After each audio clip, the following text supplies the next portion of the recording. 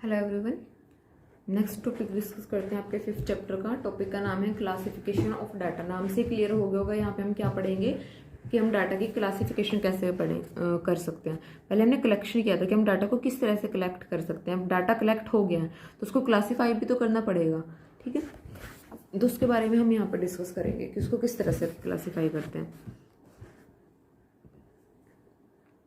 Generally, we find that data collected are in complex and unarranged form. The analysis and interpretation of such data is very difficult. To make the data fit for use, it has to be reduced in condensed form. तो हमारे पास यहाँ इन्होंने क्या बताया, एक second पूरा इसको पढ़ ही लेते हैं। For this it is necessary that the collected data should be classified into classes sub classes according to some characterization. This process is called classification. तो इन्होंने कहा कि जैसे हमारे पास डाटा कलेक्ट किया होता है वो हमारे पास कॉम्प्लेक्स या अनअरेंज्ड फॉर्म में होता है। हमने डिफरेंट जगह से डाटा इकट्ठा किया तो अब वो डाटा अनअरेंज्ड फॉर्म में हमें मिला होगा। तो उसको रेडी टू यूज़ बनाने के लिए हमें क्या करना पड़ेगा, उसको क्लासीफाई करके अलग अलग क्लासेस में बांट के उसको एक रेडी टू यूज़ मतलब फॉर्म में हमें अरेंज करना पड़ेगा, ताकि हम उसको जिस तरह से हमें वो यूज़ करना है उस तरह से हम उसको वहाँ से उठा के डायरेक्ट यूज़ कर सकें, ठीक है। मान लो कि अगर हमें डाटा चाहिए कि आपके कॉलेज का कि कितने बच्चों ने सेशनल नहीं दिए, इस टाइम पे आपके टेस्ट चल रहे हैं तो ये रिलेटेबल आपको थोड़ा एग्जांपल लगेगा कि हमें पूरे कॉलेज का मतलब बीकॉम का ही लगा लो, सिर्फ हमें बीकॉम का चाहिए टोटल कि कितने बच्चों ने सेशनल नहीं दिए। तो उसमें क्या करेंगे, हर एक टीचर अपने अपने क्लासेस का काउंट करके बता देंगे मेरी क्लास में इतने ने नहीं दिए, इतने ने नहीं दिए, इतने ने नहीं दिए, ठीक है। उसके बाद लेकिन हम उसको एक एक क्लास के वाइज तो नहीं देख सकते ना, एक एक सेक्शन के वाइज तो नहीं देख सकते। हम क्या करेंगे, उसके बाद अलग अलग टीचर से वो डाटा के पेजेस लेके रख लेंगे। उसके बाद हम क्या करेंगे कि मान लो बीकॉम फर्स्ट ईयर में टोटल इतनों ने नहीं दिए, बीकॉम सेकेंड ईयर ने इतने बच्चों ने नहीं दिए, ठीक है। उसके बाद उसके हम सब क्लासेस भी बना सकते हैं कि इस सब्जेक्ट का इतने बच्चों ने नहीं दिया, ठीक है। इसी तरह से आप बीएससी का बना लो, बीए का बना लो। तो इस तरह से हमें उसकी क्लास डिफाइन करनी पड़ेगी ताकि हम उस डाटा को प्रॉपर वे से यूज कर सकेंगे। तो ये आगे ये बताया कि हम उसको ग्रुपिंग जो करेंगे वो रिलेटेड फैक्ट के अकॉर्डिंग करेंगे, ठीक है। कि जो रिलेटेड फैक्ट होंगे, मान लो कि या तो हम क्लास के अकॉर्डिंग ग्रुपिंग कर रहे हैं, वो डिपेंड करता है कि आपको वो डाटा का किस तरह से देना है कि हाँ, या तो हम उसको सब्जेक्ट के अकॉर्डिंग ग्रुपिंग कर रहे हैं या हम क्लास के अकॉर्डिंग ग्रुपिंग कर रहे हैं। वो उस टाइम पर डिपेंड करता है कि हमें वो डाटा किस पर्पज से चाहिए, ठीक है। और आगे इन्होंने बताया कि unorganised and shapeless data can neither be easily compared nor interpreted, ठीक है। The technique of arranging the data in different homogeneous group is known as classification। आगे भी इन्होंने डिफरेंट जो हमारे पास पर्सन है उनकी डेफिनेशन बताई है, इसके ऊपर अलग अलग डेफिनेशन दी है वेरियस स्कॉलर ने। Classification is the process of arranging things in group or classes according to their resemblance or affinities and given expression to the unity of attributes that may subsist among a diversity of individual। जो इसमें है next वो भी इसी तरह से है कि ये एक मेन इसका क्या जो है मतलब है कि ये एक तरह की अरेंजिंग है थिंग्स की, डाटा की, उसकी ग्रुपिंग है उनके रिलेटेबल क्लास के अकॉर्डिंग, ठीक है। कि उनकी हमने पहले क्लास डिफाइन कर ली तो उस रिलेटेबल क्लास के अकॉर्डिंग हम उन डाटा को वहाँ पे फिट करके रख देते हैं ताकि हम आगे उसको यूज़ कर सके जिस पर्पज से हमें वो चाहिए था। Classification is the grouping of related factor into class. Last भी है, classification is the process of arranging data into sequence and group according to their common characteristic of separating them into different but related part. की उनको हम classes में रखेंगे, grouping में रखेंगे, अलग अलग रखेंगे बट रिलेटेड टर्म को एक साथ रखेंगे, ठीक है। नेक्स्ट है ऑब्जेक्टिव। तो इसके ऑब्जेक्टिव क्या होंगे, to make the data simple and brief. The main objective of classification is the mass to condense the mass of the data to make them easily understandable. For example if there are 100 student in a class then their marks can be put in following वे।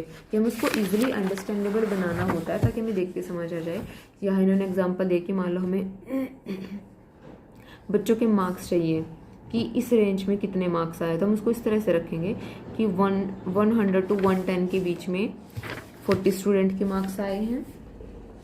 आगे 110 to 120 के बीच में 30 student के marks हैं। इस तरह से हमने यहाँ पे रेंज बना लिया और हमने फिर टोटल काउंटिंग करके लिख दी कि इस रेंज के बीच में इतने बच्चों के मार्क्स आए हैं।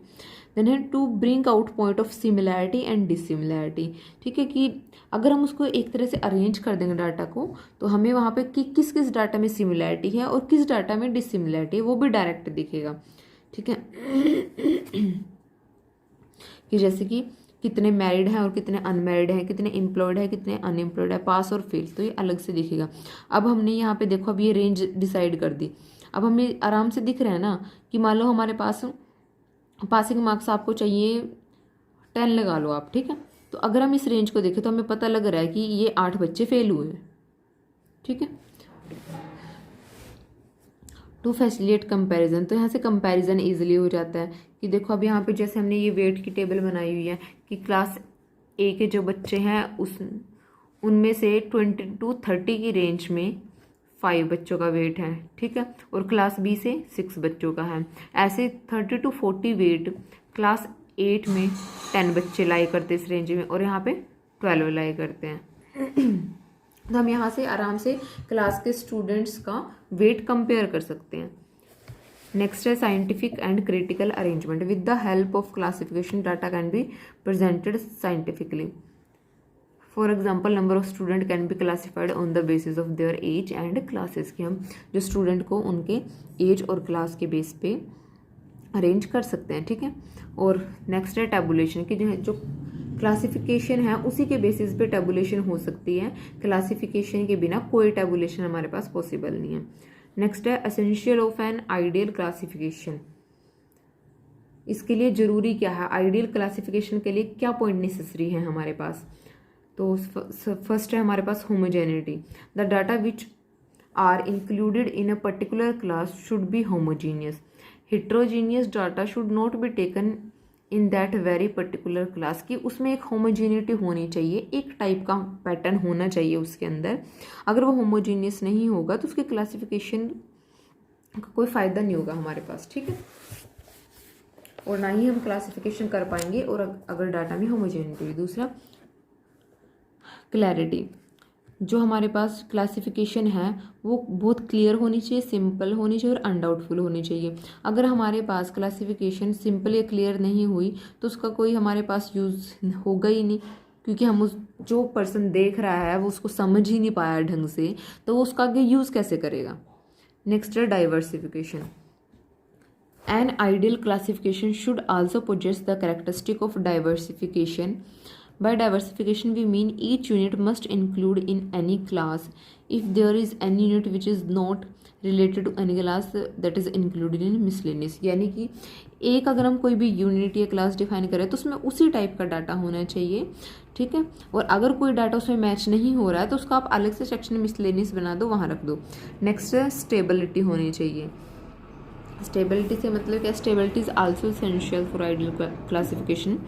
Data should not be subjected to change, कि जो हमारे पास क्लासिफिकेशन है डाटा की वो चेंज नहीं होनी चाहिए। अगर वहाँ पे स्टेबिलिटी नहीं हुई डाटा में तो हमारे पास जो पर्पज़ है हमारा वो क्लासिफिकेशन का वो फुलफिल ही नहीं होगा। नेक्स्ट है फ्लेक्सिबिलिटी। इसमें भी इन्होंने ये बताया कि जो डाटा है वो फ्लेक्सिबल होना चाहिए, फ्लेक्सिबल होना चाहिए बट रिजिड नहीं होना चाहिए। फ्लेक्सिबिलिटी इन द सेंस कि अगर हमें उस डाटा से को थोड़ा बहुत चेंज करना हुआ कि नहीं हमें ये डाटा इस क्लास में नहीं इस क्लास में डालना है, हमें ये इस तरह से नहीं इस फॉर्म में चाहिए, तो हम उस डाटा को थोड़ा मॉडिफाई कर सकें। उसमें इतनी फ्लेक्सिबिलिटी होनी चाहिए। ऐसा नहीं है कि आपने इस तरह से लिख दिया कि उसमें कोई कुछ चेंज कर ही नहीं पा रहा है, जैसे वो पड़ा है वैसे ही पड़ा है। अगर हमें अपनी कुछ नीड के अकॉर्डिंग उसमें कुछ चेंज करना हुआ, उसको हमें दूसरी तरह से चाहिए होगा, हम वो कर ही नहीं पा रहे हैं, तो इस तरह का नहीं होना चाहिए। तो क्लासिफिकेशन इस तरह से करो कि फ्लेक्सिबिलिटी भी हो। नेक्स्ट है investigation. An ideal classification should be according to the purpose of investigation, कि जिस तरह की हमें इन्वेस्टिगेशन करनी है वो उसी की तरह से आप क्लासिफिकेशन करो। तो आगे इन्होंने बताया कि मेथड क्या क्या हो सकते हैं क्लासिफिकेशन के। फर्स्ट है जियोग्राफिकल क्लासिफिकेशन। जियोग्राफिक मतलब जियोग्राफिकल लोकेशन के अकॉर्डिंग। देखो जैसे यहाँ पे बताया है कि हाँ अगर हम स्टेट के अकॉर्डिंग प्रोडक्शन ऑफ वीट देखें तो वो किस तरह से होगी, कि यहाँ तो आप स्टेट लिखोगे और यहाँ पे प्रोडक्शन कितनी हुई है वो लिखोगे, तो ये आपका कैसे हुआ ज्योग्राफी के अकॉर्डिंग। ठीक है, कि इस जगह पे इतनी हुई है। नेक्स्ट है क्रोनोलॉजिकल क्लासिफिकेशन, ये किस बेस्ड पे होगी? जब हम क्लासिफाई करेंगे with respect to different periods of time, जैसे कि हम पॉपुलेशन का करते हैं, तो वो होगी क्रोनोलॉजिकल क्लासिफिकेशन। कि अगर आप जैसे पॉपुलेशन देखते हो तो वो आपकी इसी टाइप में जाती है कि जैसे 1911 में पॉपुलेशन इतनी थी, 1921 में इतनी थी, अप टू सोन, इस तरह से, ठीक है, कि हमारी पॉपुलेशन का हो गया। नेक्स्ट है कंडीशनल क्लासिफिकेशन। कंडीशनल मतलब जब हमारे पास क्लासिफाई किया जाए डाटा कंडीशंस के according, for example the number of student in different faculties in A universities में बी रिप्रेजेंट, कि डिफरेंट यूनिवर्सिटीज़ में, सॉरी एक ही यूनिवर्सिटी में डिफरेंट हमारे पास स्ट्रीम में कितने स्टूडेंट हैं, तो ये हमारे पास क्लासिफिकेशन होगी कंडीशनल। यहाँ पे कंडीशन क्या है कि हमें हर एक फैकल्टी के अलग अलग करने हैं, ठीक है। नेक्स्ट है क्वालिटेटिव। क्वालिटेटिव किस तरह होगी? Based on some quality, honesty, gender, religion, इस तरह से किसी क्वालिटी के बेस्ड पे हुई तो वो होगी क्वालिटेटिव, ठीक है। नेक्स्ट है क्वांटिटेटिव, और समझ आ गया होगा जो क्वांटिटी पे बेस्ड हो, कि जैसे हम हाइट को मेजर करते हैं वो क्वांटिटी में होती है, जो नंबर के फॉर्म में हो जिसको हम मेजर कर सकें, ठीक है, जैसे कि वेट, हाइट, इनकम, तो वो हमारे पास कैसी होगी? क्वांटिटेटिव होगी। नेक्स्ट है हमारे पास variable. In this classification, height of student is variable, so it is necessary to understand the term variable, कि यहाँ पे जो height है वो variable है, तो variable आपको समझ आना चाहिए। तो variable जैसे नाम से आप सबको समझ आ गया होगा, इसमें काफ़ी कुछ। variable मतलब जो चेंज हो सके, ठीक है, यही इन्होंने बताया कि जो चेंज हो सके, जो वैरी करे जिसकी वैल्यू, ठीक है। Variables mean the characteristic which differ or change. The difference may be with respect to individual item, place और time. कि जो हमारे पास उसमें अगर हम देखें तो वो किसी जगह के अकॉर्डिंग, किसी टाइम के अकॉर्डिंग, या फिर किसी चीज़ के अकॉर्डिंग वहाँ पे चेंजेस आ सकें। जैसे कि अगर हम प्राइस की बात करें, अगर हम यहाँ पे प्राइस की रेंज रख देते कुछ भी, ठीक है, कि इस प्राइस में इतने प्रोडक्ट है, इस प्राइस में इतने प्रोडक्ट हैं हमारे पास किसी भी शॉप के अंदर, तो वहाँ पे हमारे पास क्या होता है? वेरिएबल होता है, क्योंकि अगर आप दूसरी सिटी में चले जाओ तो हो सकता है आपको सेम प्रोडक्ट के अलग वहाँ पे दिखे, अलग प्राइस दिखे, ठीक है, तो वो वहाँ पे क्या हो जाता है? वेरिएशन हो जाती है जगह के अकॉर्डिंग।